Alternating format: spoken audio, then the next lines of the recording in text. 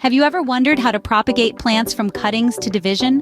Plant propagation, a fascinating world of plant multiplication, is crucial for biodiversity. We'll navigate through two methods, cuttings and division. Dive in to explore the simple steps to successfully propagate your plants. First, consider propagation by cuttings, a method that many common houseplants and garden plants respond well to. Start by selecting a healthy parent plant. Carefully cut a stem or leaf, ensuring you include a node, the point where leaves or branches sprout. Prepare the cutting by removing lower leaves and dipping the cut end into rooting hormone. Then, place it in a well-draining soil mix. Maintain a warm, humid environment and, with patience and care, your cuttings will grow into new plants in no time. Next, let's explore propagation by division, a perfect method for many types of perennials and indoor plants. Timing is essential.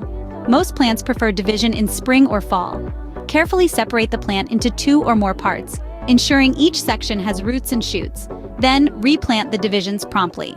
This method not only multiplies your green friends, but also rejuvenates them, promoting vigorous growth. It's like giving your plant a new lease on life. Propagating by division not only multiplies your plants, but also keeps them healthy and vigorous. So, you see, propagating plants from cuttings and division isn't as daunting as it may seem.